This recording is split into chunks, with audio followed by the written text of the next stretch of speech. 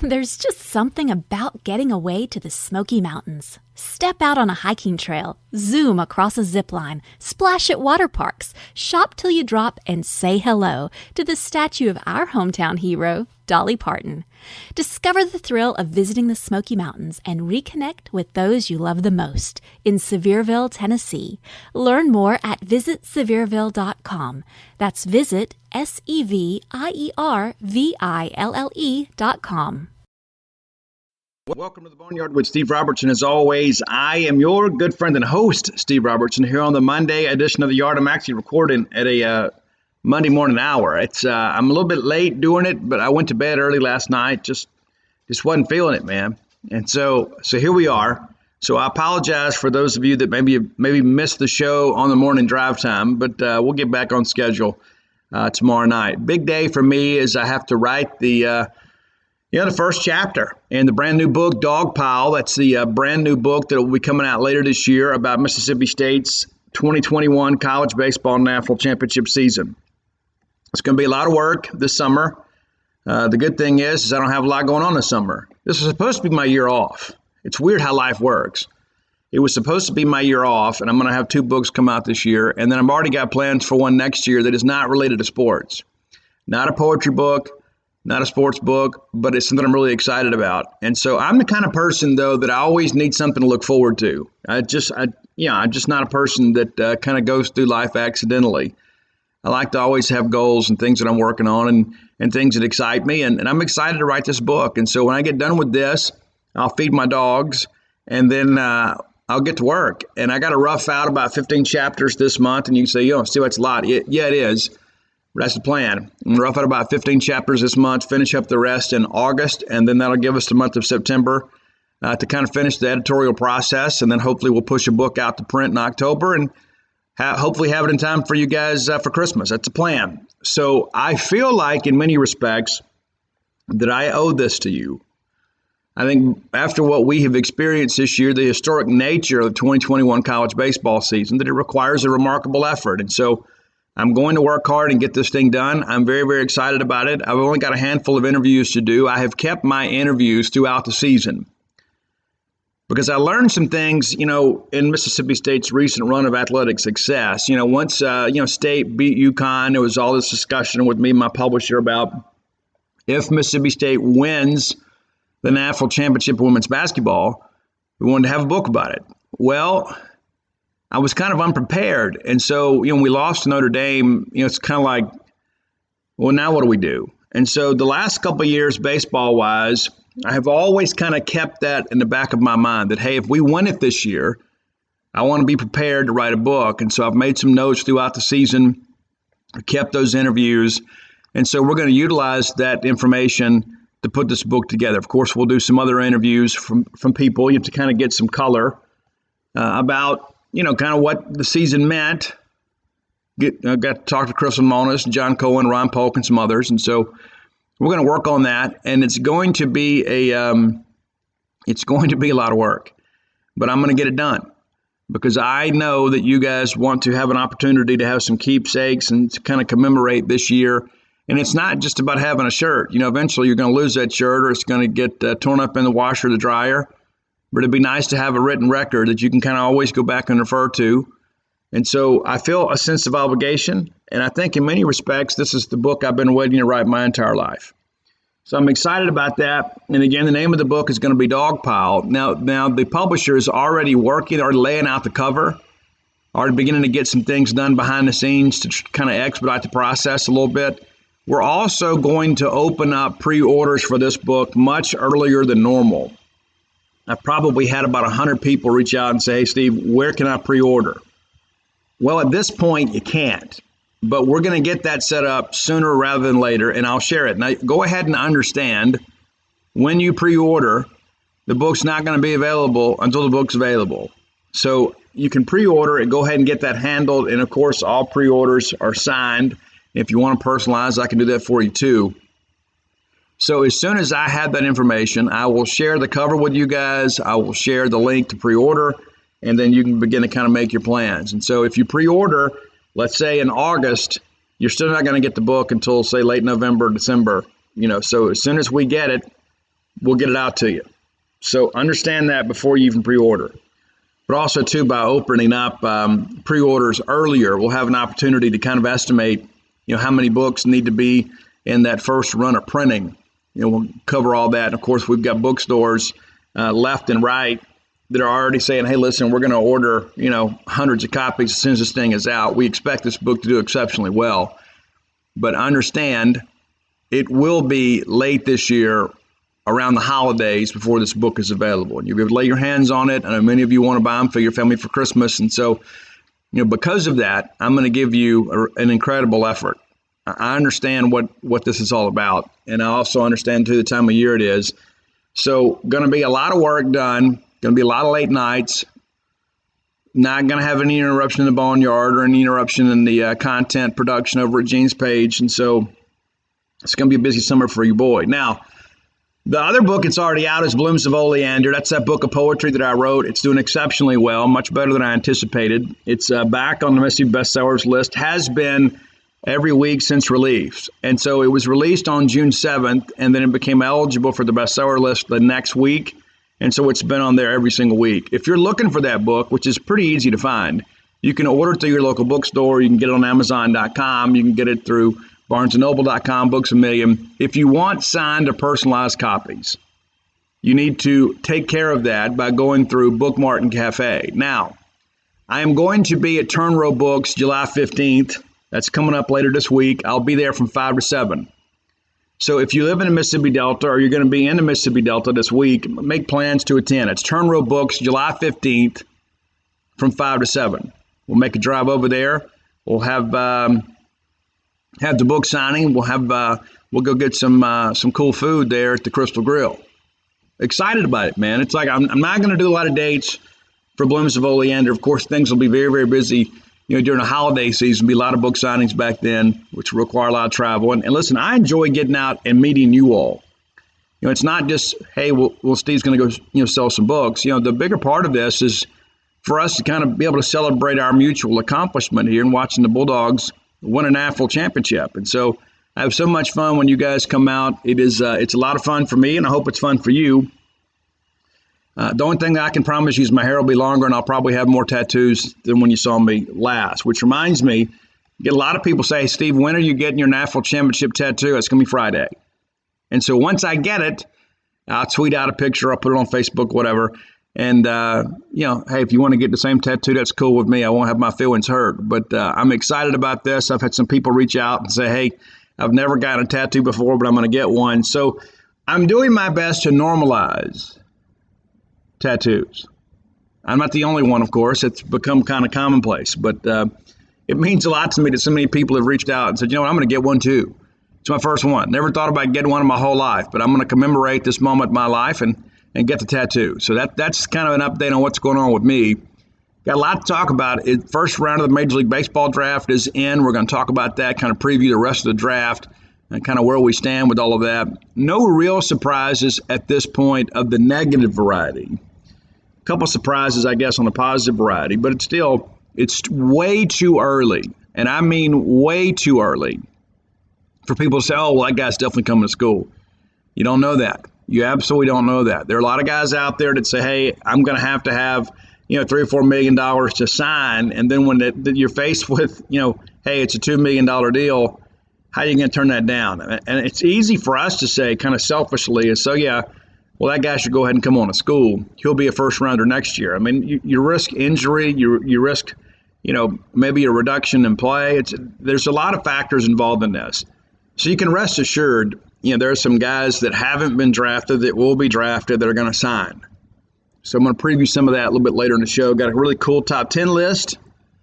I pay attention on Twitter. You'd think I don't, but I do. Probably spend too much time on Twitter, to be honest with you. But that said, we're going to talk a little bit about, one of my favorite bands that's fronted by one of the most incredible singers of all time. Absolutely love them. It's been, the band has had an interesting, story to say the least. But a lot to talk about, as always, and some things to really celebrate. But before we do, let's celebrate our ability to go to Bulldog Burger Company. I love the place. I absolutely do. I was a fan of Bulldog Burger Company long before they sponsored the show. And so I jumped at the opportunity to partner with them when that opportunity became available. I think it's been great for both of us. I go in there regularly. I eat there regularly. The grilled chicken club is one of my favorites. But the classic for me, my favorite burger is the Pimentology add bacon. I've shared with you guys before. I don't know why it works, but it does. It is absolutely fabulous. Always have the spring rolls. They make you and everybody around you better looking. We all need more of that. And that's one that you can look at me and tell I've had a lot of spring rolls. I have. So you need to have them as well. 3 great locations to serve you. Lake Harbor Drive there in Ridgeland. A lot of great reviews about the new location there. Gloucester Street there in Tupelo. I really like that location a lot. And then, of course, the flagship right here on University Drive in Star Vegas. Go by, let them know that I sent you. Have a great time. Bring the family. Get that chocolate shake to go. Then it's one of the coolest things that I think is, how many times are you in a hurry and say, you know what, I wish I just had a little bit of a palate cleanser. I just wish I had a little bit something sweet to kind of finalize the meal. Well, I would say, about halfway through your meal, go ahead and let them know, hey, I'm going to get a chocolate shake to go. You pay your check, grab your shake, and you're riding that ride with a smile. How about that? Bulldog Burger Company, the place where people go to meet. M-E-A-T. The headline last night for Mississippi State, star right-handed pitcher Will Bednar drafted 14th by the San Francisco Giants. If you didn't see the selection, let me encourage you, find that video online. It's readily available. But you had Will Clark walking up there handing the card. It was a young man who was battled back from a major stroke. They didn't think he'd ever walk again. He ended up playing high school baseball as a senior, still somewhat impaired. But, man, what an incredible story. So he is a San Francisco Giants fan. So he got to take the draft card from Will Clark, and what an incredible moment that was. And then to go up there and announce Will Bednar as the pick there. And, it's one of those things you look at and say, you know what, I'm always happy for the kids. But I'm glad that Mississippi State was kind of part of that moment. Again, it's kind of like the passing of the baton in many respects, from one Will to another. But I thought it was super cool that they did that. I think the guy's name was Logan. Great moment for him, great moment for baseball. And then we're a small part of that. I mean, the bigger story, obviously, is the kid, really kind of persevering through it. But how cool is it for Major League Baseball to let that young man be a part of the draft selection process? Thought it was remarkable. Will Bednar, a first-rounder, not a real surprise. And a lot of people have said that he kind of had this meteoric rise because of what he did in the College World Series. And let's be honest, he was playing his best baseball in Omaha. And maybe it's because he knew that the money was coming. Maybe it's like, if I go out here against the best competition in the country, I'm helping my team, but I'm also improving my own stock. And Will is a team-first guy. Make no mistake about it. Will's not a guy that gets out there and gets draftitis. I mean, those kind of guys don't pitch on 3 days rest and then go win a national championship. I mean, he showed he has the stamina, the competitiveness, the strength, and the stuff to be a big-time guy. I thought Tim Corbin's commentary last night was actually very complimentary. He said Bednar will be a 1 or a 2, in the major leagues. And I don't think there's any question. He is a guy I believe can be a Major League Baseball ace, and his best baseball is to come. Now, a lot of people say, well, Steve, why would he go now? Well, why would he not go now? That's the bigger question. And I want to run some numbers down, for those of you that maybe are somewhat unfamiliar with the draft. As part of the collective bargaining agreement here a few years ago, they established what is called slot value. And so basically what that means is that, there is a kind of a predetermined figure in many respects. There is some leeway with that. I mean, they do have some negotiating power. But there is a slot value because there used to be these just ridiculous, these numbers would be, they're still ridiculous. But you understand what I'm saying? That some guys from one franchise to another, there would be a lot of variance in the signing bonus. So the slot value for the 14th pick in the draft, which was Will Bednar, the slot value for the signing bonus for that selection is $4,036,800. So there'll be some variance with that, but that's a good, target or median number, I guess you could say there. He will sign somewhere around that. Could be a little bit above, could be a little bit below, but you don't walk away from that kind of money. You just don't. I mean, you spend your whole life and you spend your college career trying to work your way into the first round to try to get as much money for yourself and your family as you can. And now Will Bednar, here on the threshold now of being a multimillionaire, is a very young man. So that's one of the reasons why. Now, there are a lot of people out there that say, well, he could probably come back. How much value is there in that? It's, if he comes back, maybe he's a top 10, but there's no guarantee he doesn't have arm trouble. And so why would you risk that? You're going to risk $4 million to come back? I mean, what is there left for Will Bednar to prove on the college level? He has come in here and become an ace and has won a national championship.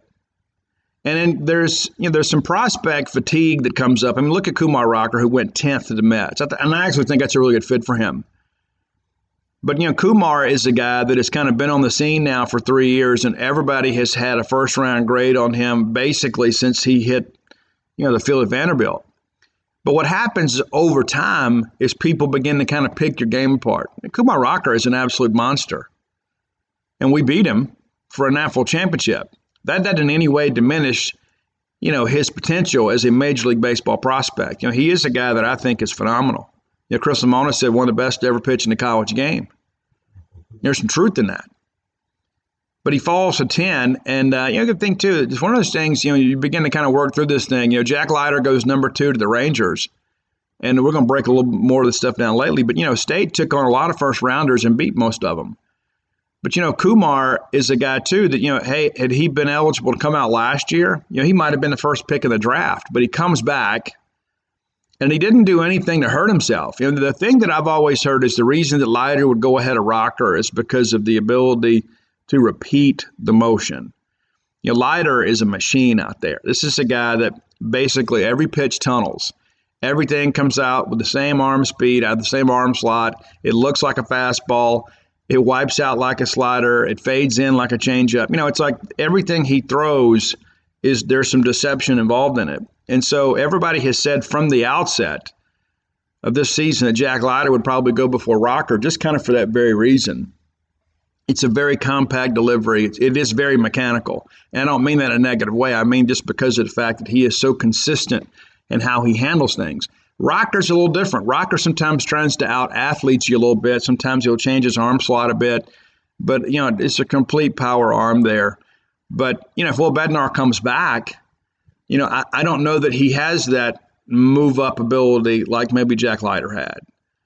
And he could be a guy that, he drops from 14th. Maybe he goes deeper in the first round. And so there's no point in taking the risk. When you're guaranteed multi-millions right now, you go jump on that. It's a very, very simple deal. So Mississippi State will have to update those outfield graphics. I'm a big fan of that. I hope we have to update the outfield graphics every single year. Every year, whether it be an NCAA regional or an Omaha trip or an SEC championship, national championships. I'm a big fan of updating the outfield graphics, my personal opinion. So let's run down the Mississippi State first rounders over the year because we have had several. I mean, we absolutely have had several. It used to kind of be the Wild Wild West. The draft basically was non-existent. You had, basically people going out there signing everybody to deals. And there was a lot of that early on. Buddy Meyer, Willie Mitchell, those guys, that there was not a draft. They just went out and signed a contract and started playing pro baseball. So there's been 18 first-rounders in the history of your college baseball program. And a lot of that has come in the modern era, most of it in your lifetime. The very first number 1 draft pick, first rounder for Mississippi State, was Del Unser, who was recently inducted into the Ron Polk Ring of Honor at Duty Noble Field, drafted by the Washington Senators back in 1966. We did not have another first rounder until 85, despite the fact that we were a very, very good college baseball program all throughout the 70s and in the early 80s. It wasn't until 85 that we hit first rounders again. And, of course, you know who it was. Will Clark, the number 2 pick overall, and Rafi there at number 22. Of course, Clark drafted by the Giants, Rafi by the Cubs. 1992, Bj Wallace drafted by the Montreal Expos, who are now the Washington Nationals. BJ is another one of those guys, too, that we all kind of knew. It's just like coming through. You're like, he is going to be the dude. 93, a name you guys are somewhat familiar with, that's Jay Powell, the pride of West Lauderdale High School, does some color commentary for the Mississippi State Baseball Radio Network. Jay, a tremendous, tremendous person. I really enjoy being around Jay. He's always has such great insight into the game and into players. Anytime that I get a chance to pick Jay Powell's brain, I do. He also inducted into the Ron Polk Ring of Honor this year. A year later, which gave State 3 first-rounders 3 years in a row, is Carlton Lower to the Philadelphia Phillies. This is another guy, too, that, everybody kind of said, you know what, he projects really well. Didn't have the MLB career I think that most of us expected, but inevitably, another name out there on the list. 97, we get Eric Dubose, and for those of you that maybe weren't around or paying close attention to college baseball back then, Eric Dubose was as dominant as anybody in the country that year. I mean, he was. When you put him out there on Friday night, you expected to get a win. And he is drafted by the Oakland A's there in the 21st pick of the first round. The thing about Dubose, too, you go back to that 97 College World Series, we win that game that he throws, we might have won the whole thing. That's how important it was. If we always talk about how it's important to win those first couple of ball games and not have to kind of tax the depth on your pitching staff. Dubose throws a gem and we still lose. And it's one of those you look back, we talk about close calls. It's one of those ones that I look back in hindsight and say, you know what, man, one more base hit there.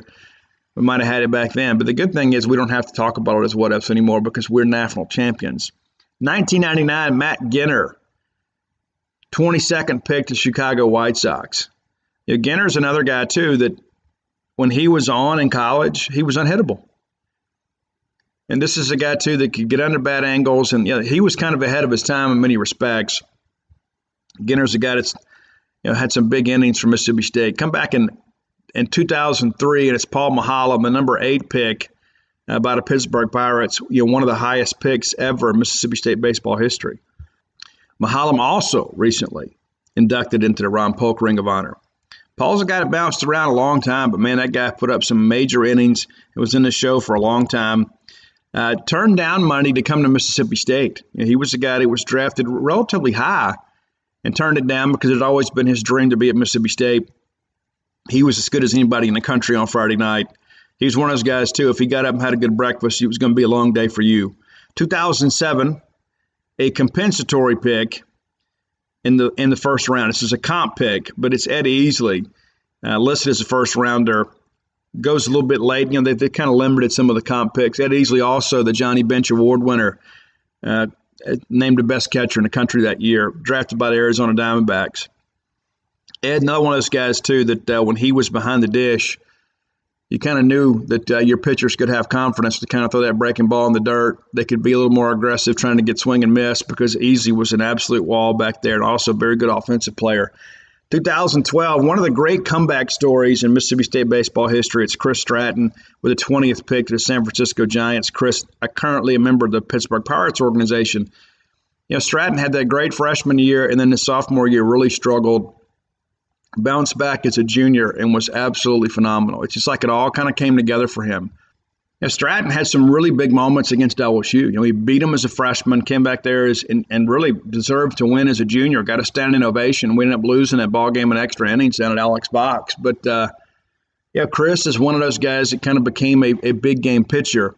Probably stressed him a little bit down the stretch there. He wasn't his best in the NCAA regionals after we had won the 2012 SEC tournament championship. Again, there are a lot of people that's their goal. Hey, let's go win the tournament. Our goal should be, and always should be, to play as well as we can every single day. But we've got bigger fish to fry than the Hoover Met, and that's all due respect to this league. But there are a lot of people out there that put a lot of emphasis on that tournament. I go back and think about, 2013, we didn't have a great run in the tournament, and we ended up playing for a national championship. 2021, we had an abysmal run in that tournament.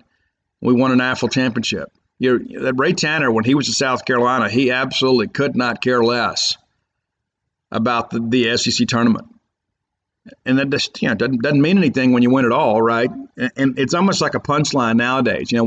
We didn't do well in the tournament, and there were so many people like, oh, this team got exposed.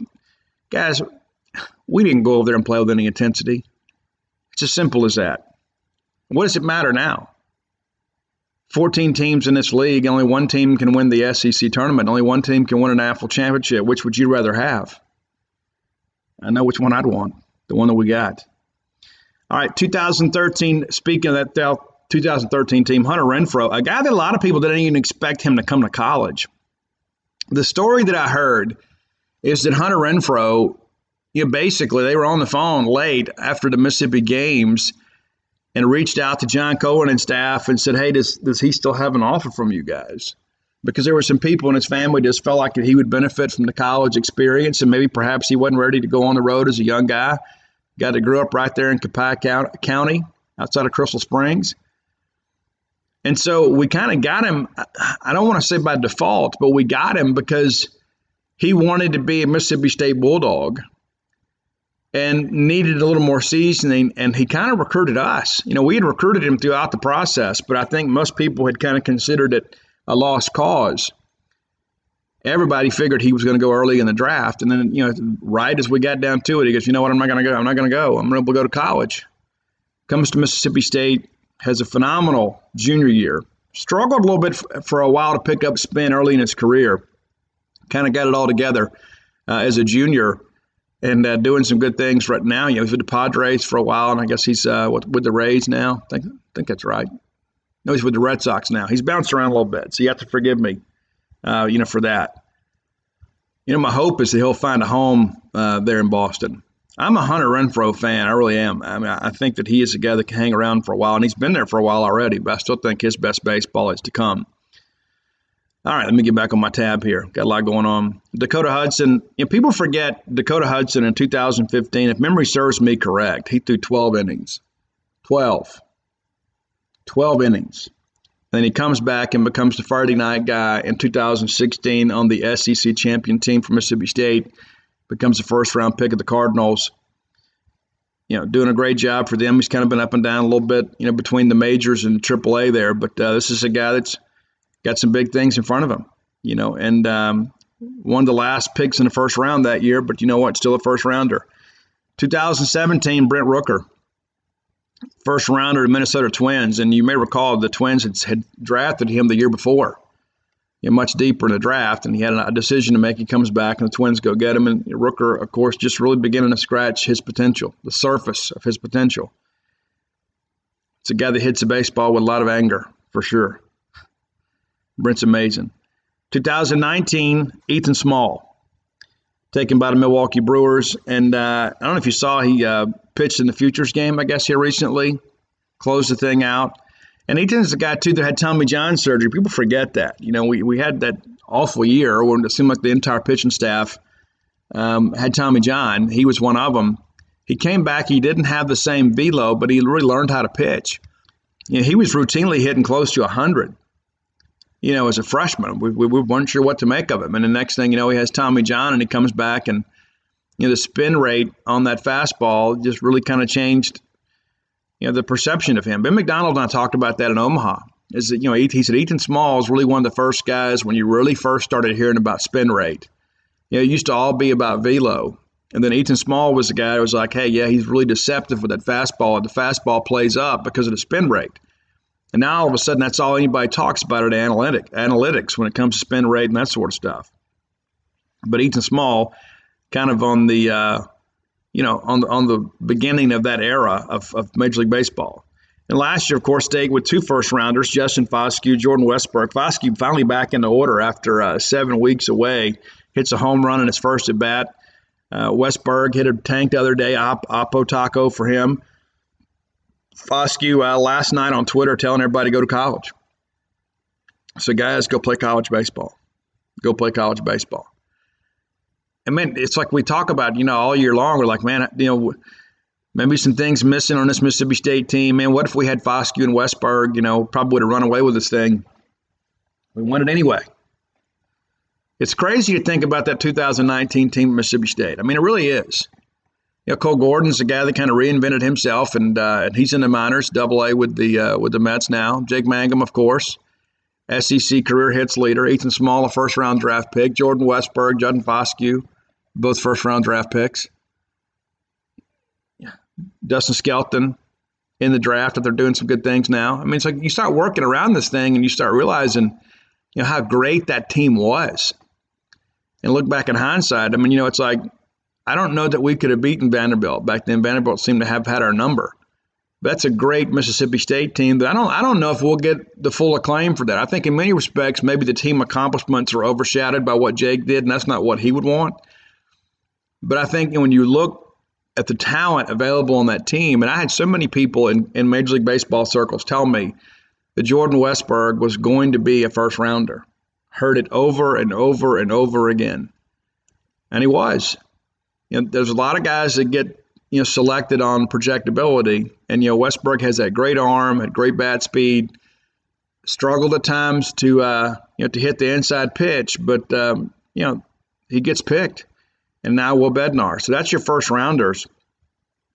A really good group there. Not to mention, some of our biggest stars weren't first rounders, but we've had a ton of these guys go in the first round. And I think when you begin to look at this, begin to realize too that what has happened here as of late really shows the maturation of the Mississippi State team and as our program. I don't say those things to be negative, about where we've come from, because sometimes the good old days weren't all so good. It's like we kind of romanticize that in many respects. But I've said it on the show many times, the current decade is the best decade of Mississippi State baseball.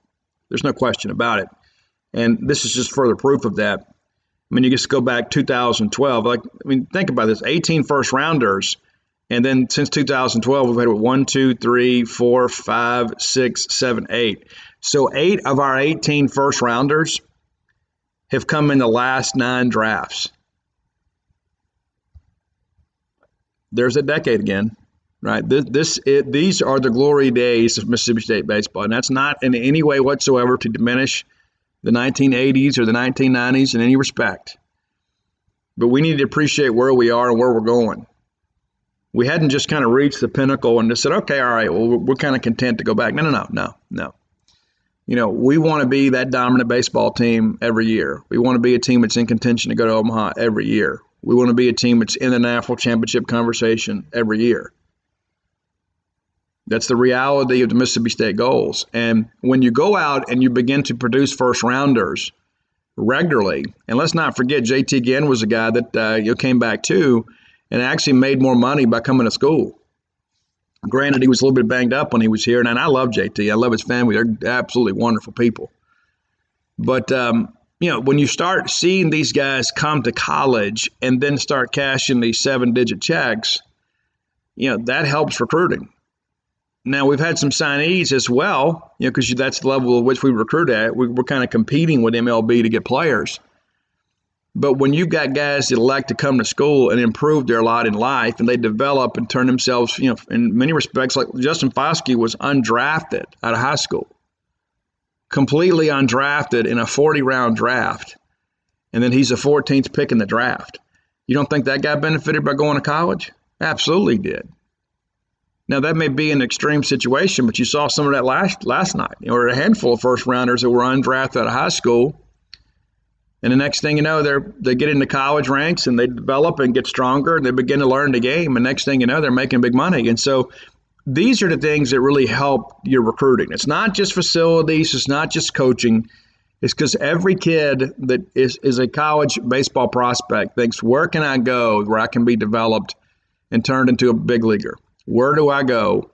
And so when Mississippi State starts turning out first rounders with greater regularity, it's one of those things you look at and say, you know what, hey, look, you can come here and you can play and develop, compete for championships at the best college baseball facility in America. And then once you're done here, it's a good chance Major League Baseball is going to want you. And if you work hard and you've got a special talent, you could be a first rounder. It's a pretty easy recruiting pitch. And that's the thing, too, is we no longer have to kind of preach on a promise. We don't have to go in there and say, well, we had a great time in Omaha. If we'd had you, maybe we had won it. Well, we have won it. And so we're going to go win it again. And if you want to be a part of that, then you come to Mississippi State and you play baseball for the Diamond Dogs. That's kind of where we are now. Before we had the great stadium and the best fans in college baseball, and now we've got the trophy too. One of those guys that we're probably not going to get is Maddux Bruns. That's first rounder last night picked by the Dodgers. we had heard that Maddux was a potential first rounder, thought he might slip into today. The Dodgers don't take a chance. They go ahead and get him. And just so you guys know, just looking at the slot value for that, just to kind of remove any potential nonsense there, it's $2.4 million for the Dodgers. $2.4 million. And so that's what Maddux has got to think about. Okay, yeah, I'm a first rounder. I'm at the back end of the first round. Do I come back and try to play my way in? Well, there's a chance you could drop too. Because again, at some point, every pitcher has some level of arm trouble, and so that's the risk that he's got to run. I think Mississippi State fans right now should prepare and kind of understand he's not going to be there. And because here's the thing too, if you don't sign your first round draft pick, there are consequences the next year. And if you're the scout that is kind of stood on the table for this kid, you might not be a scout for that same team next year. And so guys that are drafted in the first round, there is generally some assurance that they're going to sign. You don't go draft some guy in the first round and say, okay, we're going to go waste our first round draft pick and kind of hope this kid's going to go. Trust me, there have already been some tentative agreements made and some promises made before that selection is made. Simple as that. So the LA Dodgers, who have done a great job developing pitchers, and I hate them, but I also respect them, they're not going to go out there and draft a left-handed pitcher in the first round unless they know he's going to come play ball. Because it is the goal of every Major League Baseball team is you go out of here and you have this glorified version of picking teams where you're not just going to go put names on a wall and kind of hope for the best. You're going to go get the best available player that you can sign. It's as simple as that. I read a lot of comments out there sometimes, and listen, I love you all to death, but some of you are better off reading on social media than posting for a while. Because we jump in here and we say, oh, well, they're going to do this, and they're drafting these high school kids because of this and because of that. Guys, there is a collective bargaining agreement that is kind of negotiated regularly between Major League Baseball and the Players Association to protect current, former, and future players. And so they're not going to go out and draft these high school kids and then throw peanuts at them. That's why that slot value is so important. You can't go out there and just kind of negotiate in bad faith and say, oh, well, you're a high school kid. We think you're going to develop. So here's $1 million and everybody around you is making 6 and 7. It's just not how it works. And so I just say that to kind of understand this Maddux Bruns thing. He's not coming to school. I mean, barring something totally unforeseen, you can say, well, Steve, we said that about JT Ginn. Guys, JT Ginn was hurt too. He wasn't 100%. And so they didn't offer him what he was entitled to, and he came back and it worked out well for him. But that was a very unique situation. JT is a guy too that I think his best baseball is ahead of him. It really is the case for most of these guys who get drafted, or you certainly would hope. But just, rest in the fact too that Maddux Bruns is a guy that is a left-handed pitcher with a 3-pitch mix that is going to a franchise that has historically done a great job developing pitchers. We're not going to see him. Barring something totally unforeseen, we're not going to see him. But those are the only 2 players drafted with a Mississippi State connection on day 1. We'll get into day 2 a little bit later in the show. Before we do, let's talk about top 10 lists brought to you by JohnnyPacker.com. I heard from Brandon Wally earlier today, and Brandon said, what, Steve, we've added some new items. You got the Omaha frames. They've got the new Albany Chamber of Commerce reached out, guys. They want some new Albany frame glasses. How cool is that? So go check it out. New inventory. They're trying to keep up. They've had to bulk up the replenishing shipments because of the way you guys have been buying glasses. Go to JohnnyPacker.com today. And I'll give you a quick story, too. My welcome home gift from my German Shepherd is he ate my sunglasses. He chewed them up. I walk up here and he's got them off my desk. He's like, hey, welcome home, Dad. And then chews up my sunglasses. I've already ordered some replacements. I'm a guy that's got to have prescription lenses. But, I'm just going to share with you guys, you got to protect your eyes. And I'll say this because I think it's important. JohnnyPacker.com, these are not just, regular sunglasses. You can get your prescriptions filled through those guys. And that's important. My mom's optometrist told her that she has a condition that may be genetic and she may pass down to her boys, and that we have to kind of be smart and protect our eyes. She's had to have cataract surgery on both eyes. I'm trying to avoid that at all cost. And so I have regularly worn my sunglasses for the last few years, ever since I've learned of this. If I'm out of the house, I got my sunglasses on, unless it's nighttime. And sometimes I wear them then. But it was remarkable when I went to my eye exam, and I hadn't been in a couple of years, and my optometrist said, Steve, your numbers are remarkably similar to what they were the last time you were here. She said, in fact, we go back to our first appointment here a few years ago, your eyes are stable. It's basically the same. And so I'm going to credit some of that for wearing sunglasses regularly. I'm on the road so much, or so much windshield time for me, I just can't afford to get out there and drive and have to, stare into the sun, hold my hand up. It's just miserable. Take care of yourself. Take care of your eyes. Order some sunglasses today. Go to johnnypacker.com. Use promo code Boneyard to save 10%. There's also some cool swag in there if you want to check that out. Some tumblers, some shirts, things like that. Go check it out. And then also a portion of every purchase is donated directly to the Cystic Fibrosis Foundation. John Packer himself has struggled with that ailment all of his life. He's trying to do what he can to improve the quality of life for other people who struggle with cystic fibrosis. It's a charity that means a lot to me. And again, if you got to get the sunglasses, you might as well do business with Bulldogs, but also help support a great cause. That's johnnypacker.com, promo code Boneyard. And that's Packer, Packer, johnnypacker.com. Today's top 10 list. It's Evanescence. And I absolutely am in love with Amy Lee. I have been from the beginning. She is a Victorian beauty in many respects, with an operatic voice that is like of a generational quality. I mean, she is a phenomenal performer and a great songwriter. And the Evanescence story is rather interesting. Ben Moody actually started the band out in Arkansas, and Amy Lee joined the band. And, Ben was kind of the brains behind the whole operation. And then when he found Amy Lee, because Ben was such a talented songwriter, he found Amy Lee. Next thing you know, they put together this band that was absolutely phenomenal. It didn't last very long. And Evanescence is still together, but it is a different band. Ben no longer involved. Ben and the rest of the guys from Evanescence formed another band called We Are the Fallen, and that is named after the very first Evanescence album, The Fallen. And I believe it was Carly Smitherman from, anyway, there was a girl from American Idol that was a singer for We Are the Fallen for a while, kind of an Amy Lee imposter, I guess you could say, all due respect, but just not as good. Really good, just not as good as Amy Lee. So somebody on Twitter reached out and said, hey, Steve, I don't know your name. I apologize. I don't want to use your handle because I don't know what that stands for. But said, hey, I feel like I got some street cred because Steve's an Evanescence fan. I have been from the beginning. And so my list may be a little different than most because I've got some deeper tracks on here. And one of the things that I will share with you guys, too, that the new Evanescence record, The Bitter Truth, is phenomenal. There's a lot of bands, too, you get a little deeper in the catalog and they get a little farther away from their glory days and it kind of thins out a little bit. That's not the case.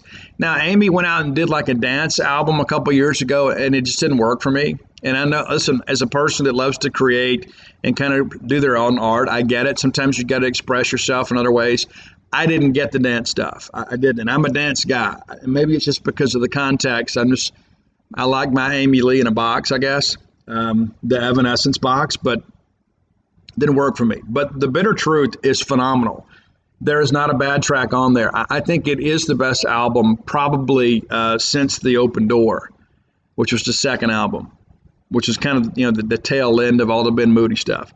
So here is my list, and you may have your own list. Your list would be incorrect, but no honorable mentions today. But there are a lot. The thing about Amy Lee's voice and the way this production value has worked in her career is that you can put on an album, and it's like every song kind of sounds like a single. You know what I'm saying? There is a kind of a familiar refrain in everything she does, and because she is so talented as a vocalist, it all just sounds next level. Okay, so number 10, off the debut album, The Fallen, it's Going Under. And this was the one that was kind of a rock radio hit for a while. Of the singles on that album, this is probably my least favorite of the singles. but I still love it. And I actually love the instrumentation on this. I think Ben Moody and the group do a great job. There's a lot of crunch on this one. Okay, the next two tracks are from the new album, The Bitter Truth. And this number 9 one is one of those incredible sad love song ballads where Amy Lee can really show her range, but it's called Wasted on You. If I'm not mistaken, it was the debut single off this album.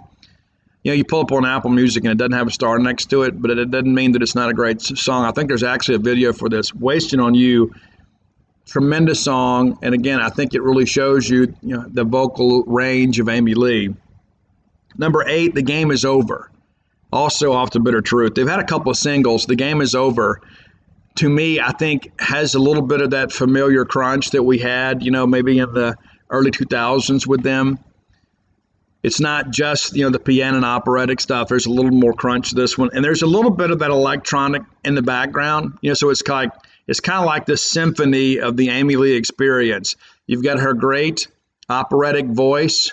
You've got a little bit of rock crunch, and you've got a little bit of that, maybe that dance influence as well. So it's kind of homogenized.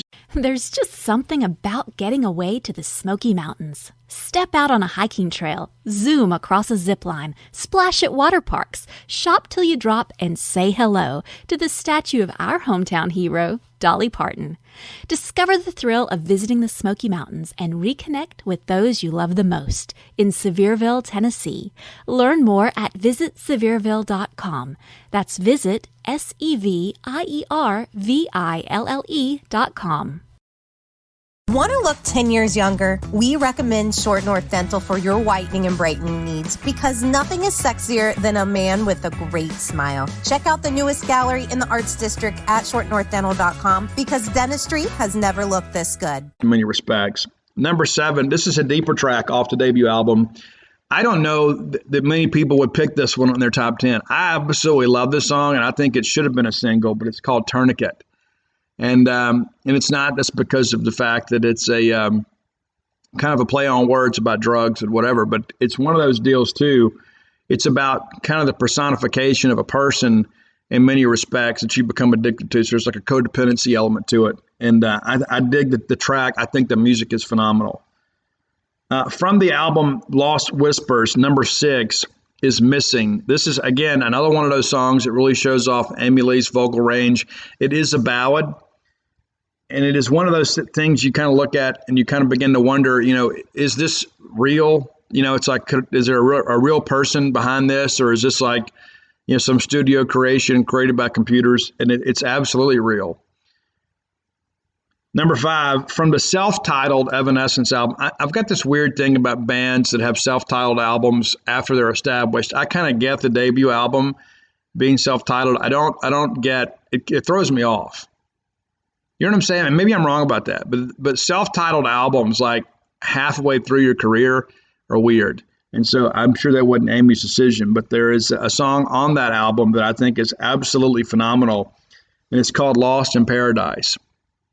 Another one of those things, too, about being in love, and sometimes you get disillusioned with all of that, and I think at some point we've all been victims to that. But Lost in Paradise, a great track. Number 4, there are some days I could convince myself that this is the best Evanescence song, even though it wasn't, commercially as successful as maybe the 3 ahead of it. But, when I'm riding in my car sometimes and this just kind of pops up, you know how that happens? Sometimes you're just kind of riding along and, maybe you don't make a change or maybe you're listening to a playlist and all of a sudden randomly a song comes on and you're thinking, oh man, I hadn't heard this in forever. Well, this happens to me with this one. And every time it does, I have to turn it up. And it's off the debut album, The Fallen. It's called Everybody's Fool. I think, to me, this is Ben Moody's musical masterpiece. I think the music and the tracking on this album are better than anything Evanescence has ever done. And I include the bigger hits, too. I think Everybody's Fool is one of those ones where you absolutely nail it. The vocal is great. But I don't get the sense that Amy is kind of the focal point of the track. And what I mean by that is, sometimes, some singers kind of overshadow the music, and other times, the it's somewhat muted, I guess. But in this one, I think they get the mix absolutely right. And I love this song, and Everybody's Fool. I think if I was going to sell you on Evanescence, especially the up-tempo stuff, this is the first track that I would play for you. Everybody's Fool is phenomenal. Number 3, this is off the second album, The Open Door, and it's Call Me When You're Sober. And you know what it's about. It's drunk dialing or whatever, and it's some girl that's just simply had enough. And this was a big hit for them. But there was a part of me too, to be honest with you. I think one of the reasons this song was so successful is because of the success of the first album, because we all fell so in love with Evanescence, and we were so eager to get something new. And so rock radio kind of pushed this thing out, and Amy Lee has such a great vocal delivery. She's able to kind of carry it.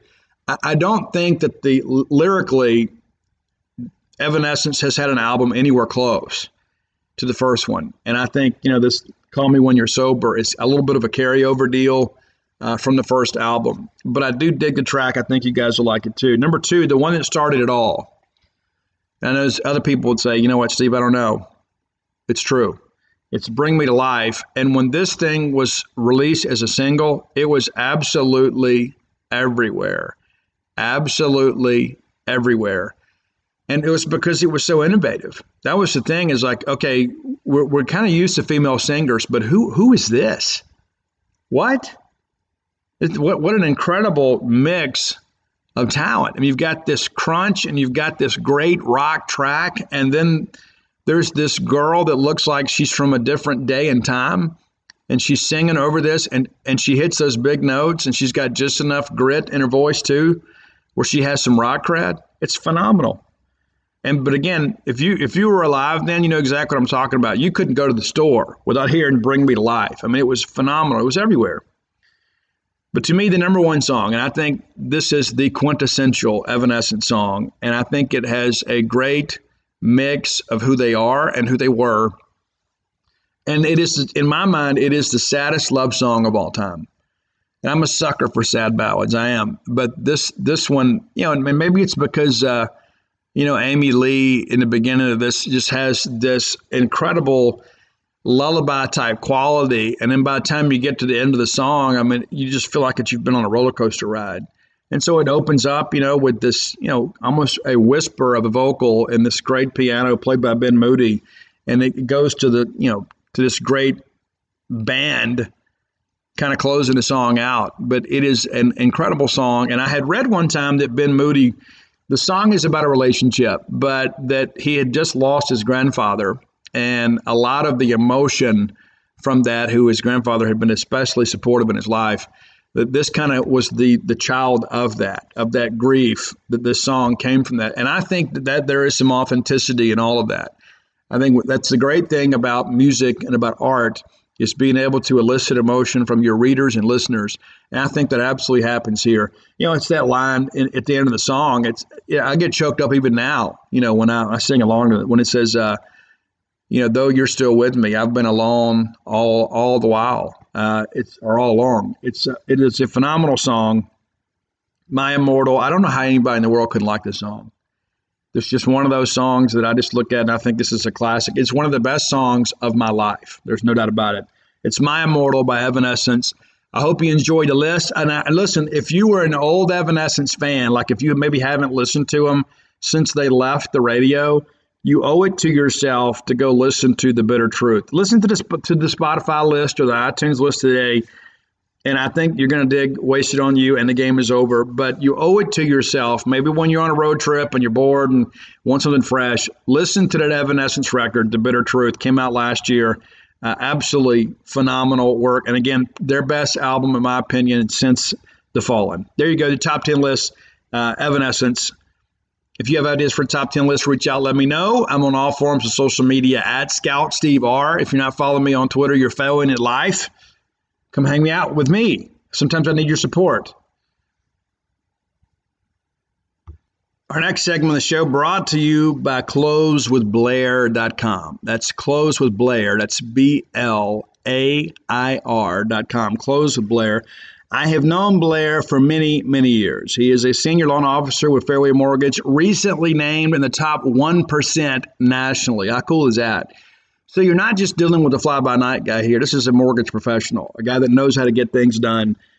Years and years of expertise with great products, provided by a great national lender, Fairway Mortgage, ranked among the top 5 of all national mortgage lenders. They offer all types of mortgage products for every need, whether it be a purchase, a refi, conventional, FHA, USDA, or VA lending products, all available.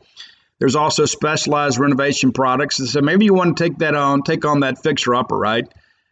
They've got a plan for you to be able to finance those repairs. And then maybe you're looking to flip a house or maybe make it your dream home.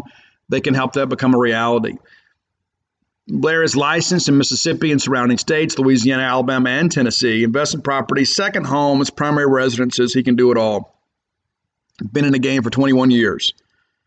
This is a guy, too. It's a bulldog. And I'm a firm believer in doing business with bulldogs whenever I can. I mean, listen, I'm going to go out and get the best deal for myself and my family. But you know what? When all things are equal, I'm picking the Mississippi State guy. Blair is an MSU alum, season ticket holder, has a place here in town. He's very committed to Mississippi State. Check him out today at closewithblair.com. Maybe if you can't remember that, just give it a call. 601-500-2344. Again, 601-500-2344. So the draft will get back underway today around noon, and we'll have rounds 2 through 10. So you should see some action pick up from Mississippi State today. Now, Tanner Allen probably goes second round, maybe third at the latest. He is going to go. And like I read people, and again, I know a lot of people too are kind of unfamiliar with the draft. And so I think it's important to kind of understand Tanner Allen has a year of eligibility remaining. I don't think, even if he came back and duplicated what he did this year, that he would be a first rounder. I think because of the fact that he doesn't have a natural position, and yeah, he's going to be an outfielder. I don't know if he plays in left. I don't know if he plays in right. I don't know what they do with him because he is a bit of a tweener, but he is a winning baseball player, so he is going to be a big leaguer someday. I don't think there's any question. But I don't think he could come back and play his way into the first. And also of note, too, is because of the fact you lose your negotiating power and when you don't have a year of eligibility. And so this is the money year for TA. This is his stock will never be higher, and he'll never be in a stronger bargaining position. So he is going to sign. And I do think he is probably drafted second or third round. I would lean more towards the second. I hope that's the case than the third. But yeah, he will definitely go today. I don't know if Rowdy goes today, but probably today. And Rowdy's in a similar position, and we've talked about too, Rowdy's a guy that does everything well, doesn't do anything maybe great. But yeah, he's going to go. I do think he'll probably go in the top 10 rounds, probably the same for Christian McLeod too, because this is a guy too that I think Christian is probably a guy that may consider coming back. And I think maybe his signability is somewhat going to be in question because I don't think if he goes second or third round, I think he's gone. I really do. But if he drops, maybe, 10th round or so, and I don't know if it's going to happen. When you got left-handers that can land a breaking ball like he can, I think that he is a guy that somebody will take a swing at him, and he'll have a decision to make. A lot of our discussion at this point, Sarantola is a guy, too, that is not going to be back at Mississippi State. He's already in a transfer portal, but he is going to be drafted, and I think he's probably a guy, too, probably no matter where he gets drafted, will probably go ahead and go. And that's probably the best thing for him. I think he's a guy that needs to get into the minors and really get developed. We talked about analytics and spin rate. I mean, it's like, again, I shared earlier that the average spin rate on a Major League Baseball fastball is 2,300. A great one is 26. Sarantola is 33. I mean, he's got everything you need except the mental toughness, and that's something that I think because of the patience that they can exhibit to him in the minor leagues, they can get him there. The big thing today is what's going to happen with the signees. And listen, there's only 3 guys we're really worried about now. Maddux Bruns is gone. I mean, I think you just go ahead and kind of remove that from your line of thinking, the chances of him coming back. But then you've got Walling, and a lot of people have told me that the deal with Walling is a lot of Major League Baseball teams see him as a reliever. Well, he wants to start, and he's got a great agent that kind of understands that he could benefit from a year of school at Mississippi State. He wants to be a weekend guy. He wants to show teams that he can do it. Well, what better way to go do it than go play for the national champions? Now, because of that concern, there is some I guess some positivity. A couple months ago, I was heard of the 4 guys that we're most concerned about, he was the most likely to come to school, and that was still a long shot. I don't know that it's the long shot maybe that we thought it was 48 hours ago. But again, there's just so much left to go. If he goes, first 5 rounds, I think he's gone. But teams are not going to go waste a pick that early on him unless they have some assurances that he's going to come play ball.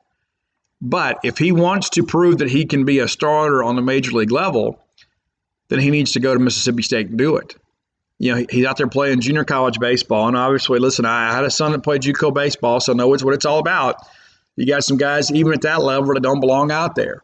And so it's easy to kind of put up big numbers in JUCO baseball when you're a former Power 5 guy. This is a guy that transferred from Oregon State.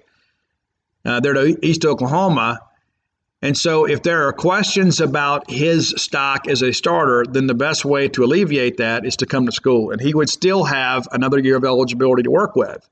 And so he wouldn't lose any leverage or bargaining power by coming to Mississippi State. In fact, he probably strengthens himself. Now, of course, if he gets here and doesn't perform well, then he's got to take what they give him next year. But if you have an opportunity to really improve yourself and kind of change the perception of you, you probably should take it. So, again, I'm not ready to say I expect him to come to school. I think we'll have a really good indication today about that. I think once the first 10 rounds are over, you can kind of have an idea. If he doesn't go in the first 10 rounds, then I don't think there's any question he's coming to school. If he gets drafted, 5 or 6, he's got a decision to make. Jordan Mccants, I continue to hear he is not coming to school. And there are probably some teams out there that are aware of this. Because, listen, it's not like I've got these incredible sources that only talk to me. So Jordan Mccants is a guy that obviously the younger brother of TJ Mccants. And people have said, well, Steve, I don't understand. How could Ole Miss get him? Well, it was a 5-round draft last year. An abbreviated draft. It's still abbreviated this year, but it's 20 rounds. 20 rounds last year, TJ's probably in pro ball right now. And so I don't expect Jordan Mccants. I know a lot of people have said, well, you never know. Guys, I'll be honest with you. It's almost like the Billy Hamilton thing. There were so many people to try to say, you know what, Steve, you just don't ever know. He really wants to do this. I just talked to enough people that, kind of run in these circles that'll tell you, Steve, the kid really wants to go pro. And so unless he just really falls, well beneath his projections, he's going to go pro. And these are people that I trust. And so, we'll kind of see how things progress there. We could really use him. I really like him a lot. I think he's a great young man, and I think he's very, very talented. And he's a little bit better than TJ. And I think having an older brother like TJ has made him better because he's had to compete harder to compete with his brother. And then you get a little bit deeper into this thing and begin, you kind of wonder what's going to happen with a couple other players. James Wood. James Wood's a guy that didn't tear it up batting average-wise this year, only hit about 258, but he's just one of those guys that projects really well, 6'6", 240, could be a corner outfielder or be a first baseman. He's actually pitched a little bit too, but everybody sees him as a left-handed power bat. This is a guy, when he hits a baseball, you can see the videos online yourself. It just sounds different coming off his bat. A lot of people had a first-round grade on him. We do think he'll go in a second or third round. There was some discussion that he wanted well north of $2 million to sign. Now, a lot of people put that out there just to kind of put their asking price to see if somebody will meet it. And then if somebody comes back and says, hey, listen, we're going to take you here in the third round and we're willing to give you, $1.8, $1.6 million, whatever. And so it's amazing how that changes. And that's a decision that and a lot of people, I don't know if they could deal with. A lot of people don't have a good enough poker face to kind of handle that. But think about your own child. Like if Andy Robertson, who I love dearly, and am so grateful to God that he had an opportunity to play college baseball, even at the NAIA level. It was his dream to be able to play, and I was so glad that he kind of pulled me along for a while. I got to coach high school baseball in many respects because of him.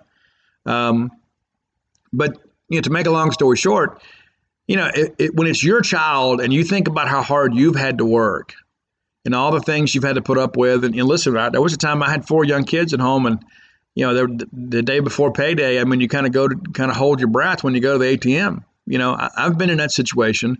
I don't want any of my kids to be in that situation at any point in their lives. And so if it was my child and all of a sudden you're like, okay, we're going to give him, $1 million to sign, and then if it doesn't work out, we'll pay for his education. How do you turn that down? I mean, those are the challenges that parents and advisors really have to face. And I think having a great agent kind of prevents some of these young people from kind of being exploited a bit, and MLB teams kind of victimizing them and probably paying them less than their market value. So that helps a lot. But some of these guys, like Scott Boras is a guy that you guys know, but he has advised many people to go to school. JT Ginn was one of them. He sees the bigger picture. It's not, okay, let's make as much money this year as we can. Let's look at next year too. What if this kid goes back next year and all of a sudden, he's a top 10 pick? And so James Wood is one of those guys that he is going to get drafted on projectability. He's not going to get drafted on high school production. He plays at IMG. He's originally from Maryland. But he is a guy, too, that has some real stink in the swing. I mean, this is a guy, whenever he makes good contact with that launch angle, he is a guy that's going to, do some big things. Would he help us next year at Mississippi State? I don't know. I don't know. I mean, I think, again, there's some swing and miss in his game right now that I think Jay Gautreaux could help him with. I don't know if he's an immediate impact guy like some other guys are, but I do think he is a guy that will likely get taken in the first, 3 or 4 rounds today. And then I think he'll have a decision to make. I mean, and again, good representation means a lot, but those are some names that we're kind of looking at. Now there'll be some other guys. You're going to have some other signees drafted. Please don't run to Facebook and post your rants, because we have guys drafted every year that don't sign. And so there will be some guys, especially tomorrow, that'll get drafted. That doesn't mean they're not coming to school. There may be some, but it doesn't mean they're not coming. I would say the majority of signees drafted tomorrow will probably come to school. And not just for us, but kind of around the conference and others. And, one thing that I thought was interesting, and maybe we'll get that in this next segment of the show, but I just think understand that Chris Lemonis and these guys are not surprised by anything that happens in the draft. Now, there's a lot of unknown with all that, but they have prepared themselves. They've went out in many respects kind of oversigned. That's kind of what you do when you're signing some guys that are draft risk guys, and we do that every year. And sometimes they come to school, guys like Kellum Clark, right? Because if we just said, okay, we don't want to go recruit that guy because he's going to go in the draft, and Kellum Clark wouldn't be at Mississippi State. And Mississippi State wouldn't be national champions today if we didn't make that decision. Let that sink in for a second. So you have to gamble at times. You have to go out and try to get these guys. And you go out and sign 3 or 4 of them, and maybe 1 or 2 of them come to school. And they potentially become difference makers in your program. So that's kind of where we stand with all that. All right, next segment of the show brought to you by Campus Bookmart, longtime sponsors of this show. I was there the other day. It is phenomenal, the business that they're doing and the production they have to get things out. Let me caution you, too, please show a little patience, and not just with Campus Bookmart, but with everybody that maybe you're buying Mississippi State merchandise through. It should be Campus Bookmart. But they are seeing unprecedented demand, and so it might take them a little longer than normal. Because, they usually, maybe process, 15, 20 online orders a day, and then they've got hundreds to deal with. And sometimes items are on back order, and sometimes, quantities are limited. And so please show a little patience. It'll be good for everybody. I promise. It'll all be worth it. And if you get what you want, it doesn't matter when you get it, right? It's like, well, I really wanted this great shirt, and it might take me a few days longer than to get my second favorite shirt. And I know at the end of the day, all this kind of comes from a good place, right? Everybody wants to get out there and rep the brand. I can't wait to wear my national championship shirt, Steve. I've waited my whole life to do this. I get it. Absolutely do. I went out and bought mine as soon as I got home. But just kind of show a little patience here. And you can visit them on the World Wide Web at campusbookmart.net. They got some brand new youth national championship shirts in too. And a lot of your kids have been waiting on that. You can use promo code BSR, which stands for Beautiful Steve Robertson, and that will save you some money on shipping. All orders over $50 that use promo code BSR for Beautiful Steve Robertson get free shipping. And for many of you that ordered, a lot of merch, that was not an insignificant amount of change. It's one thing when you're ordering, a couple shirts. It's another thing when you're ordering a box full of them, and all of a sudden, you got a promo code to save you a little jack there. And I'm happy we can do that for you. And I've had Standing Man tells me just about all the orders coming in have BSR, have Beautiful Steve Robertson on them. So thank you guys for supporting them. You'll be glad you did. A Starkvillian institution, campus bookmark. Go by and see the lovely, talented Susie. I get to hug her when I go in there. She may not hug you guys, she hugs me. But she'll always give you service with a smile. Again, that's campusbookmark.net, promo code BSR.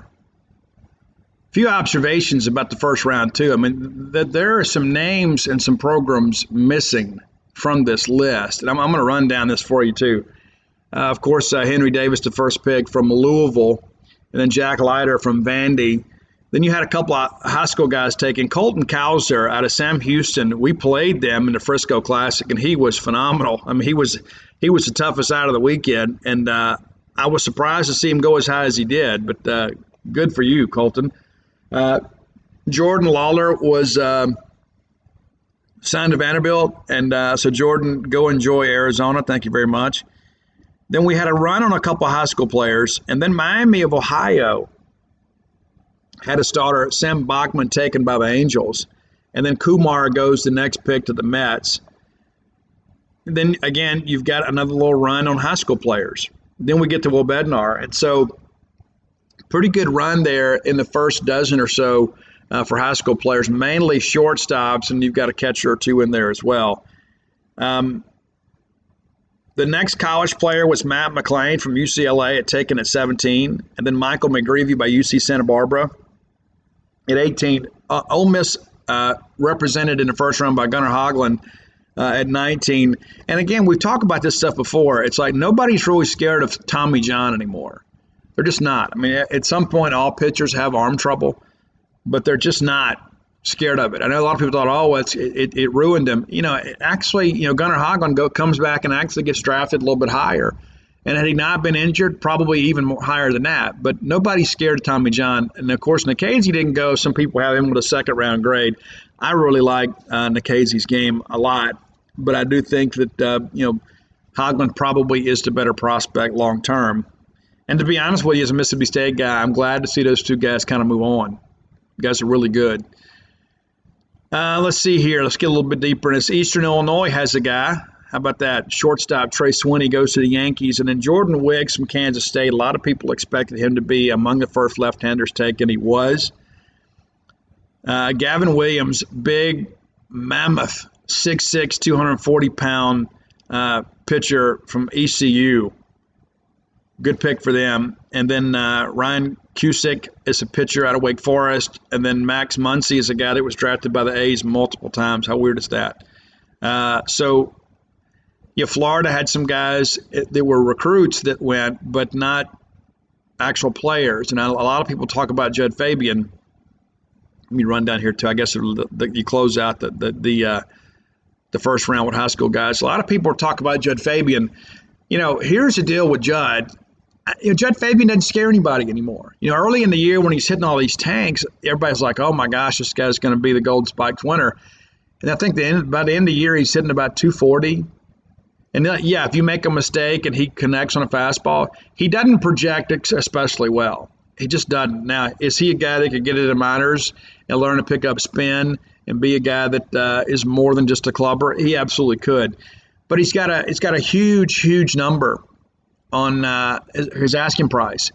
But even if he comes back, I think he is one of those guys, too, that will probably benefit from another year. I just don't think he's going to go early. So let's look at some best availables before we kind of get on to some football recruiting before we get out of here. But looking at best availables, who to kind of watch today. Because I think this is one of those things, too. This is where the real value in the draft is. I mean, there's a lot of glitz and glamour, in the first round. And so you have all the little video asides and all that kind of stuff. This is where teams really get better day two. It's amazing what a spectacle we've made of these draft things now. I mean, it really is. I mean, it's one of those things you look at in hindsight and say, how did we all do this in a day? All right, so best available guys, and this is going to go, I'm doing this basically, I'm just going to go by the names that you may know. I'm not going to go by all these high school guys. I mentioned Judd Fabian as a guy. Some people had him with the first round grade. Peyton Stovall is a guy from Dak Prescott's high school. supposedly one of the best left-handed swingers in the draft. How about that? Ethan Wilson, outfielder from South Alabama. Big-time guy. Big bat. He's a guy that'll be a good value pick for somebody. Jaden Hill of LSU, and it's different. You look at Gunnar Hoglund, I think everybody thought that Hill was going to be a top 10 pick. And you start running into this stuff and you start wondering, okay, well, in the beginning of the year, everybody told us that Ty Madden was the top right-handed pitcher not named Kumar Rocker, right? That's what everybody was talking about, how dominant he was going to be. And then was he go 32nd in the draft? It changes. People's perception. I can't believe Ty Madden dropped as long as he did, but he did. I'd be interested to know. But Jaden Hill does not go. So it's like Hoglund has the arm surgery and goes in the top 20. Jaden Hill doesn't. The thing that my concern about him always is his inability to finish hitters. And so, yeah, he throws a lot of pitches, but for some reason when he gets to 2 counts, he really struggles. He doesn't have a lot of swing and miss in his game. And, the better pitchers find a way to finish hitters. So he is not a first rounder, but he is a guy that I think will go very, very early today. So kind of looking at that, I think we all feel pretty good about kind of how things went for Mississippi State so far in the draft. There will be a run on some signees at some point today. And then, again, I think there'll be some guys tomorrow, but the risk of those guys foregoing college, I think, are pretty slim for next year. But, again, I feel really good about where we stand today. If James Wood had gone yesterday, I would say, yeah, he's definitely going. I still think he's probably going. But I also know that he's a guy, too, that's got a really good advisor. And so if it gets into a situation where he begins to drop, well beneath his asking price, he may decide, you know what, I got something to prove. I'm going to go to school. Now, not everybody is in the same situation as he is. And what I mean by that is there are a lot of people out there that don't have the wherewithal to pay for college without going into debt. That's most Americans, right? That's most of us. And so let's look at this scenario here. It's like, okay, yeah, we want $2.5 million. But if we can get $1.5 million, or we can get $1 million, we're probably going to take it. So we can trade $1 million for a partial scholarship and a bunch of student loans. I mean, that's for some families, that's the reality of this. And don't think teams don't know that. So, well, these guys are going to struggle, getting the kids to go to school. And there are some kids out there that are not great students. And there are some guys that are just tired of going to school. So let me get on with my regular life, and I'll get this money. I'll, build myself a house back home, and I'll always have somewhere to go. And I'll go chase this dream for a while. And if it doesn't turn out, I can always go back home. I've got a home, and then they'll pay for my education. And so there's a lot to consider in all this. And it's easy for us to say, oh, well, yeah, you turn down, $2 million, but you come back next, 2 years from now, you'll have $5 million. It's not our lives. And selfishly, we want everybody to come to Mississippi State because we want to keep buying those national championship shirts, right? We want to be able to decorate the whole dude with all of our great accomplishments because we all believe it. We all believe that we're just, now that we've kind of broken through the threshold, that now that we've done it, we're going to do it again. And we want to do it now. We want to be a dominant team. We want to be one of those teams that everybody fears playing. And one of the things, too, I think is rather interesting. I mean, we talked about some of the guys that got picked. If memory serves me correct, there were no LSU players picked yesterday. There were no Arkansas players picked yesterday. And you had some Vanderbilt guys. You had some Mississippi State guys. You had a Mississippi State guy. You had an Ole Miss guy. There wasn't a ton of college players picked. But, we think about, all how great these teams are. Tennessee didn't have anybody picked yesterday. Florida didn't have anybody picked. Georgia didn't have anybody picked. And so it's like you begin to run this list down, then it kind of says a lot about, number one, kind of how we evaluate college talent. I mean, there are a lot of really good college players out there that aren't pro prospects. But there'll be a big run on that today. But I just think it's interesting. LSU, again, shut out of the first round. And we'll see what happens the rest of the draft. And this is pretty relatively young team at LSU. But, The fact that nobody from Arkansas was taken, I think in many respects kind of lends itself to that whole line of thinking about how important it is to have older players, old wins in college baseball. And that's what Arkansas had, a veteran team, and that team is going to be essentially dismantled here in the next 48 hours because you're going to have a lot of guys that are going to be drafted. And maybe one or two to come back. Maybe. But they won't be juniors. There'll be some guys maybe that are redshirt sophomores or whatever that had a COVID year available that'd like to come back. But that team's going to look dramatically different next year. Robert Moore, I understand, is taking some reps at shortstop, and that could be his future there. We'll see. But it's going to be a much different team. But again, we talk about how dominant certain teams are throughout the year, and then we get to the end of the year and you realize what a good job these coaches have done because they're not necessarily loaded with a bunch of big leaguers. And so I know Christian Franklin was a guy a lot of people thought could play his way into the first round. He hasn't, but he is a guy that we expect to go pretty early today, for Arkansas. We talk so much about Goodhart and others, and we'll just kind of see how things progress. But today is going to be a moving day in the SEC because there's going to be a lot of players that have a decision to make that have some eligibility remaining. But I don't think there's much question that it's going to be a very much a changing day in our league for sure, because there's going to be a lot of names that they're going to move on to pro baseball. It is the dream of every man, woman, boy, and girl, and all in between, to one day be a resident of Starkville, Mississippi.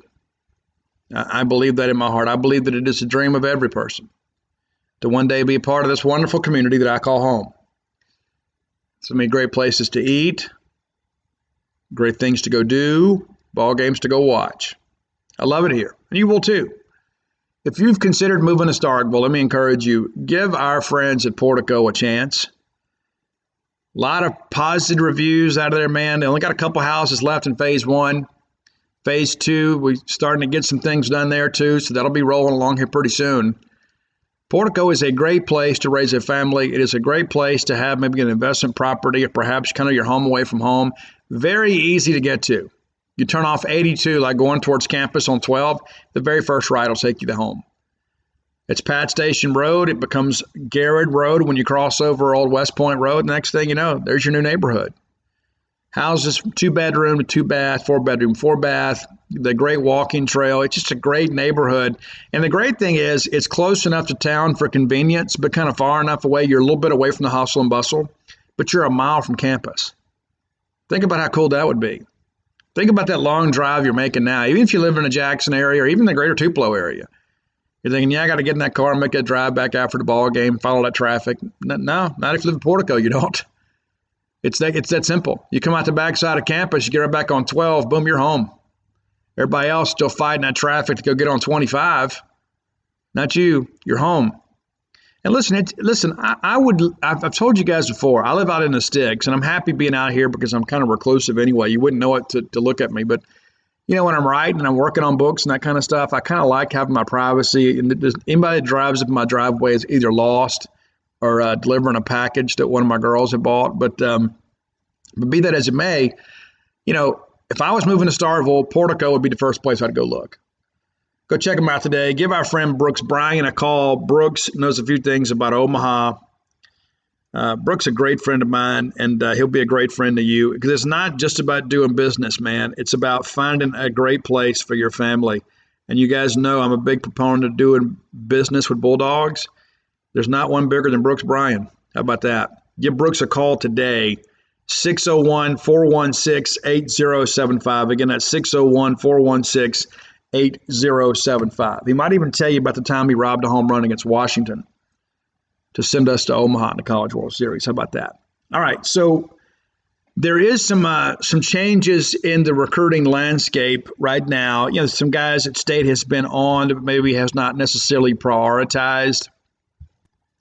But there's some names out there. Maurice Clipper is a guy that we have talked about before.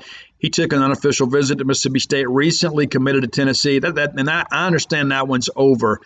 Georgia really kind of they offered the kid and kind of slow played him. Now he's headed to Tennessee, and give those guys some credit up there. Hey, Tennessee's off to a good start recruiting-wise, which is interesting considering what they're facing. It'll be interesting to see how they hold this class together here in the coming weeks when the sanctions are beginning to be announced, and people forget. I mean, they fired everybody up there, and there's some football-related issues, and it's kind of left the headlines, which I think is interesting.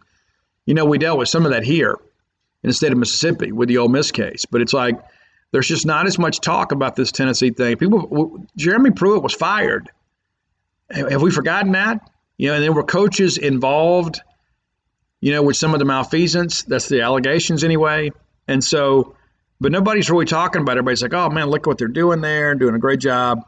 There were a couple other guys that in the state of Mississippi, Jeremiah Dillon out of Tylertown High School, former Park Lane guy, just committed to Ole Miss. He was a guy, too, State hadn't done a whole lot with, but they had offered him. So he is a guy, obviously, that's headed up to Oxford. But just never really got the sense that State was really pushing him or that he was showing a ton of mutual interest anyway.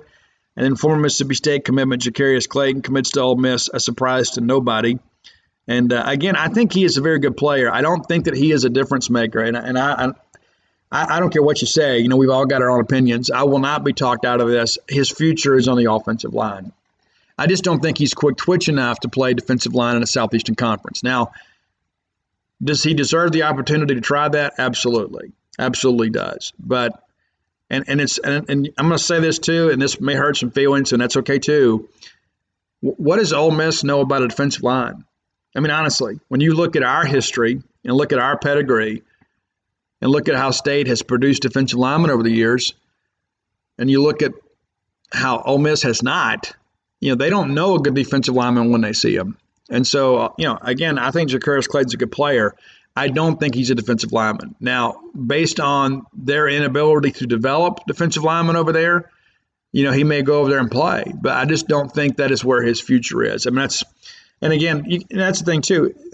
You could tell me, hey, Steve, I don't think you're a pitcher. I think you need to go play in the outfield. Well, if I want to be a pitcher, then that's what I'm going to do, right? I'm going to go somewhere I can be a pitcher. So I don't fault him for doing that. And that's okay. I will share with you this. When he came to camp, he had a good showing at camp. It wasn't a great showing at camp. A little bit underwhelming, to be quite honest with you. But, you can't put too much emphasis on a camp or one game or one day. I think you look at the body of work. I think we'll all agree Jacarius Clayton's a good player. He's not going to be a Bulldog. He's going to be an Ole Miss Rebel now. So I wish him the best. I hope he gets his college degree and meets his wife, loses every egg bowl of his career, and never goes to a bowl game. But it's not personal, Jacarius. I hope you have the best. But just don't expect you to have much success on football team-wise. I hope as a person you do a great job. But, again, I hope that you get to be in a lot of videos of highlight videos from Mississippi State. So there is a new name, too, on the offensive line recruiting list. Percy Lewis is a guy that's at Mississippi Gulf Coast Community College. He is a Mississippi native, currently committed to Oregon, recently took an official visit out there. State has been on him for a while. Not a new name. If you're a Gene's Page subscriber, you know that I've mentioned him in the Bones before. He's a guy that's been under evaluation. Well, now State's throwing the offer at him. And I understand he is receptive. We'll kind of see how things progress with him. There's a lot of guys, too, that grow up in Mississippi and want to go experience something different. But at the end of the day, sometimes it's difficult to do that. You think, I got a chance to play in the Southeastern Conference and be close to home. So that's something to really consider. And so I think this is something to really watch. I think Percy is a guy that, there are some people around him, obviously, that are connected to Mississippi State. We have done a good job. Carson Williams, a guy obviously that played at Gulf Coast last year. So there are some relationships there that could be beneficial for Mississippi State as we kind of move forward with this. But I think maybe going out and getting another JUCO offensive lineman makes a lot of sense when you consider kind of what we're dealing with. And we've gotten through spring practice now. We kind of have an idea of what we're looking at and what's available to us and what our deficiencies are. But I don't expect a ton of recruiting news between now and the end of the month until we get into camp, because your coaches are on vacation. It doesn't mean that they're not contacting recruits. They are. But I don't think there's a lot of, there's nobody being pushed to commit right now. There are obviously a handful of guys, if they called to commit today, we would take them. But I think now you want to get some guys into camp. And I'll be honest with you, there's some guys on this commitment list that I think need to come to camp and have a good showing too. There's some guys that didn't camp last month that need to camp this month. And there's a couple of guys that camped last month that, were less than 100%, probably need to come back and rebound. And, because the evaluation process continues the whole way through. I mean, you've never made it, until you sign. You continue to get evaluated in camp. You continue to evaluate during the season. And if you let up and you don't play well, you develop senioritis, you might find yourself playing somewhere else. I mean, this is the Southeastern Conference, right? We need guys that are hungry. We need guys that are dogs, for sure. But I like the class, and of course we have dropped out of the top 15, and that's to be expected. But I still think this class will probably settle somewhere, 18, 19, something like that, maybe 17 when it's all said and done. And again, a lot of that's going to come from the defensive side of the football. You've got to get Stone Blanton's 4 stars, got to get R.J. Moss and some other guys. And again, some of those guys too need to be evaluated. And so I'm not worried about any of this. I think we're going to sign a great class, and I think that we're going to have a good year. And I think next year we got a chance to have a great year on the field and on recruiting wise. So again, let's just kind of move forward and feel good about life as we celebrate a national championship and get ready for SEC Media Days here pretty soon. That's kind of the beginning of football. Next thing you know, man, we're going to be out there slinging it around a little bit. I can't wait. If you hadn't done so, let me encourage you again, go to alphadogsthebook.com. That's alpha, DAWGS, thebook.com. And you can get personalized copies of Flim Flam, Stark Villains, and Alpha Dogs. Matter of fact, I signed some books here a couple days ago for a handful of you that had ordered them. If you're looking for some summer reading, look no further than alphadogsthebook.com. And if you hadn't done so, go get Blooms of Oleander. Really happy with that. You're not going to find that on that website, though. But you can find it at Amazon.com. And they'll bring it right to your house. How about that? And if you're looking for Stark Villains gear, go to starkvillains.com. You can get T-shirts, hoodies. And if you have any questions, please reach out. Let me know. I'll put you in contact with the right people. That's going to do it for today. Again, I apologize for being a little bit later, but I went to bed early, got up early, and then here we are. And so we'll have the show for you guys kind of moving forward.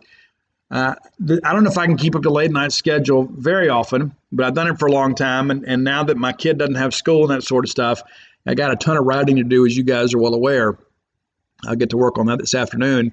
And again, I'm excited about this new book. I think Dogpile is the perfect title. Some of you may disagree. I had some other people reach out and shared their title suggestions, and I just feel happy with Dogpile. So it's what's going to be Dogpile, the book about Mississippi State's 2021 College Baseball National Championship. Really, really excited to get that whole thing underway and get it out to you guys. And this process, too, it's one of those things, now that I've done this a handful of times, I'm not intimidated by any of this. There were sometimes I would get that, well, how do I want to do this and how do I want to do that? And so you hope the more times you do things, the better you get at it. And so I think we've got a really good plan for this, and look forward to sharing it with you guys. And I hope it's something that you cherish in the years to come. Until next time, let's all live our lives in a way we'll make more friends than enemies, and people can see a difference in the way we live.